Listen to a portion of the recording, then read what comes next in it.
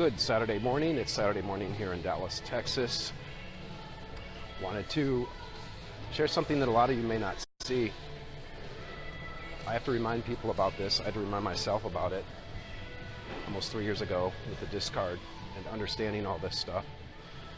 With a narcissist, if you're still in a relationship with them and then you discover, you find out about narcissism, maybe you Google it, maybe you go into Facebook groups, somebody sends a link, a post, and you start to find out about this, that increases your awareness. And you're aware of it, right? So now you begin to notice some of the things that the narcissist does. And what this does, they can sense that you're aware of that because your behavior will change ever so minutely, but you'll start, because you have this awareness, you won't react the same to their abuse. And their abuse is very subtle, very, it's what they don't say. Sometimes it's, things that it's the way they don't say things, and they give you that look like you should be ashamed. So what happens is the abuse will actually increase. They will try to bring you back to where you were when it was ideal for them, which is where you succumb to every look that they give you. You react in the right way, which is where you break down to every shameful thing that they tell you about.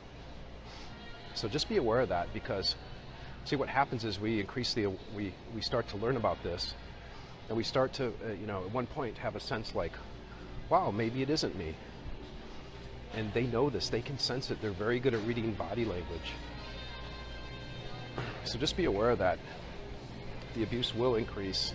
That's why I tell people to get out, go no contact. It's the best way to do it, but it's something. It gets worse. It gets worse anyways. But what happens is when you begin to internalize these things, you begin to see there is abuse. You begin to recognize it. They're going to do things. There's all kinds of things that they do. They'll start gaslighting more. They'll start hiding your keys. Where are my keys? And then they'll call you like, you're so forgetful. Or they'll try to say something. And how many of you had this like out of the blue? They just say like the most vile, hurtful thing.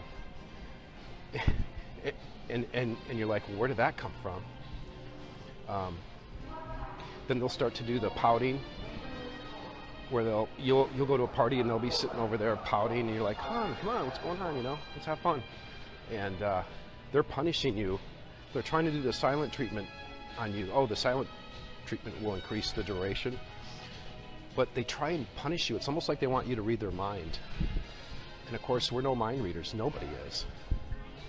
But remember, these people have the emotional maturity of an 8-year-old or 6 or 13-year-old. It's very childish and immature, because remember, when they grew up, they didn't develop into that fully functioning mature adult, which is the having empathy and learning what empathy is.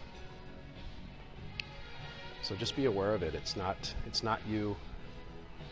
Well, it is you. See, that's the thing. It is you, but you're getting healthier. You're learning more. You're learning more about awareness.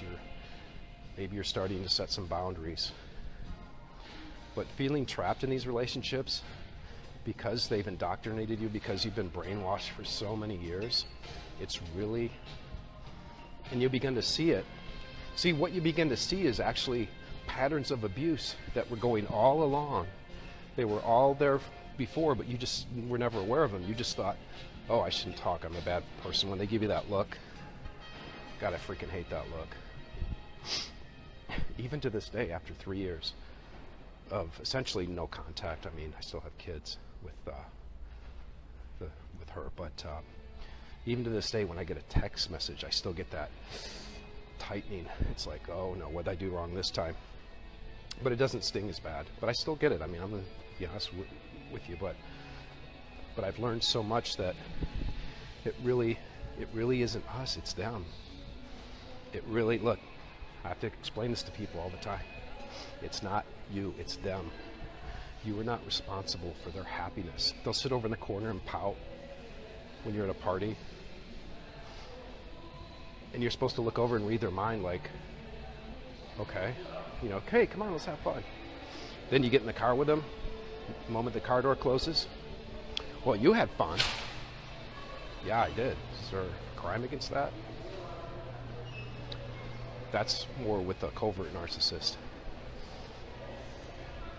One of the things you want to do to learn about narcissism, is find out what type of narcissist that you're dealing with. Ideally, find out after you've gone no contact, so you can learn the signs and whatnot. But there's covert, which are the sneaky ones. They don't let you know, like you don't know they're narcissists. Then there's the overt ones, which are easy to see. You kind of know what you're getting into. The boisterous, like life of the party, lampshade type of person. But they act selfish, and people know that they're a jerk. But the covert, it's really hard to tell. Coverts are the ones that pout, that act like 8-year-olds. Look, next time they do that, look, think of in your head like, that's a freaking 8-year-old. And just ignore it. But if you ignore it, the abuse increases. So that's what I'm saying. As you become more aware of it, the abuse will increase. Then it's time to get out. Then you know, okay, I really got to get out. All right, I'll read your comments here in a bit. I love you guys. We'll talk to you later.